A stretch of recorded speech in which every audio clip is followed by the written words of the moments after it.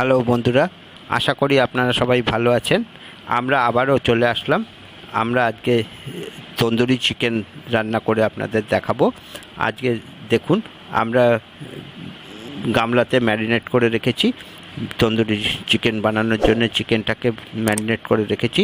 এই চিকেনের মধ্যে আদা বাটা, পেঁয়াজ বাটা, রসুন বাটা, লঙ্কার গুঁড়ো, মাখন দিয়ে এটাকে ভালো করে মেখে আধ ঘন্টা এটাকে ফ্রিজে রেখেছি।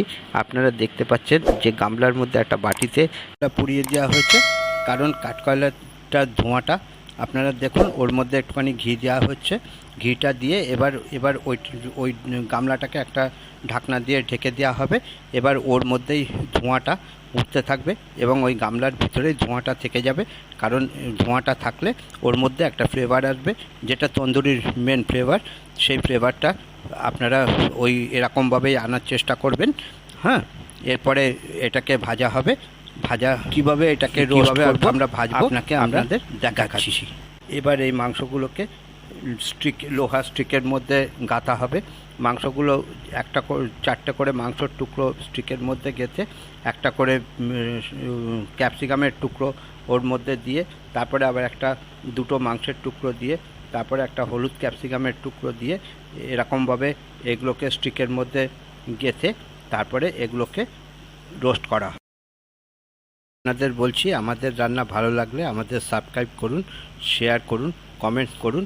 কোনো কিছু বলার থাকলে আমাদেরকে কমেন্ট বক্সে গাঁথা শেষ হয়ে গেলে আমরা আপনাকে, যখন ভাজা শুরু হবে, আমরা আবার কিছুক্ষণ পরে এসে আপনাদেরকে দেখাচ্ছি কিভাবে এটা আপনারা ওই ওভেনেও ভাজতে পারেন। হ্যাঁ, আবার কয়লার আগুনে আমরাও ভাজবো, ভেজে আপনাদেরকে দেখাবো। কিছুক্ষণ পরে আসছি, ভাজা যখন শুরু হবে আপনাদের আবার দেখাচ্ছি। আপনারা দেখতে পাচ্ছেন এগুলো ওভেনের মধ্যে, এবার এগুলোকে ওভেনের মধ্যে রোস্ট করা হচ্ছে। ভালো করে এগুলোকে ওভেনের মধ্যে রোস্ট করে নিয়ে, হ্যাঁ, ভালো করে ওভেনের মধ্যে রোস্ট করা হচ্ছে। আমার এই ভিডিও আপনাদের ভালো লাগলে বন্ধুদের সাথে শেয়ার করুন, লাইক করুন। আর অনেক বাঙালি রান্না রেসিপি দেখার জন্য আজই সাবস্ক্রাইব করুন। নিচে কমেন্ট বক্সে কমেন্ট করে জানান কেমন লাগছে আমার ভিডিও। কোনো সাজেশান থাকলে প্লিজ জানাবেন, আমাদের খুব ভালো লাগবে। আমরা যদি কোনো ভুল ভ্রান্তি হয়ে থাকে, যদি কোনো রকম আমাদের হয়, আপনারা আমাদেরকে সাজেশান দিন। আমরা পরের ভিডিওতে সেগুলো ঠিক করে আপনাদের আবার দেখাবো। আপনারা আমাদেরকে যত বেশি করে সাবস্ক্রাইব করবেন, কমেন্টস করবেন, শেয়ার করবেন, আমরা তত বেশি উৎসাহ পাবো।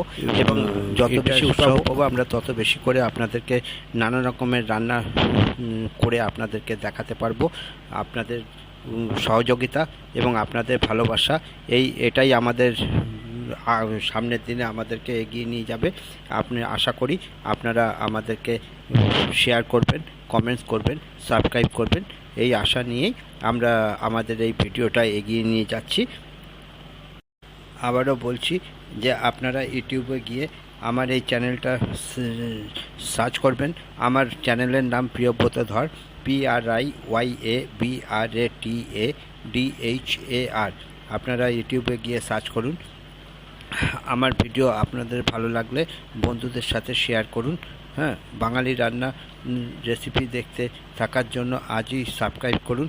নিচে কমেন্ট বক্সে কমেন্ট করে জানান কেমন লাগছে আমার ভিডিও। কোনো সাজেশান থাকলে প্লিজ জানাবেন, আমাদের খুব ভালো লাগবে। আপনাদের যদি কোনো রান্না সম্বন্ধে কোনো কিছু জানতে ইচ্ছা করে, আমাদেরকে কমেন্ট বক্সে আমাদেরকে জানাবেন। আমরা চেষ্টা করব আপনাদেরকে সেই রান্নাটা করে দেখানোর জন্যে। আমি কমেন্ট বক্সে আমার নাম এবং চ্যানেল ডিটেলস আপনাদের দিয়ে দেবো। আপনারা আশা করি দেখে নেবেন। হ্যাঁ, আবারও বলছি, সাবস্ক্রাইব করবেন, কমেন্ট করবেন, শেয়ার করবেন। এই বলেই আমরা চ্যানেলটাকে এগিয়ে নিয়ে যাচ্ছি। আপনারা দেখতে পাচ্ছেন তাওয়ার মধ্যে ঘি মাখানো হচ্ছে।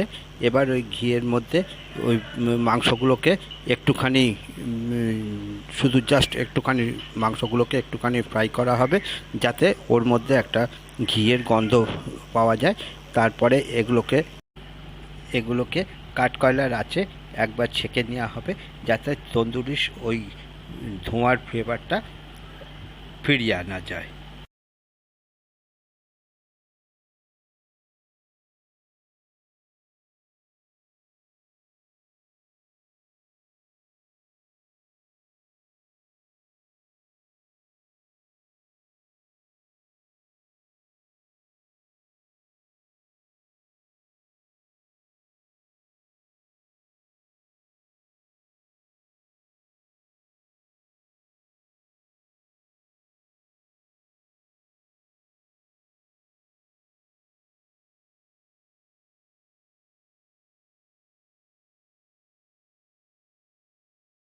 তাওয়াতে ঘি মাখানো হয়ে গেছে।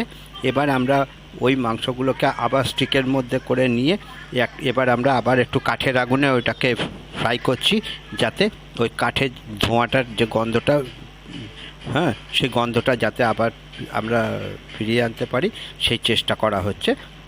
আপনারাও এরকমভাবে করার চেষ্টা করবেন, যে ঘি মাখানোর পরে ওটাকে আবার একটা নিচে কাঠকয়লা দিয়ে তার উপরে আবার ওটাকে একটু ফ্রাই করার চেষ্টা করবেন। তাহলে ওর মধ্যে তন্দুরির যে ফ্লেভারটা, সেই ফ্লেভারটা আমরা পাবো।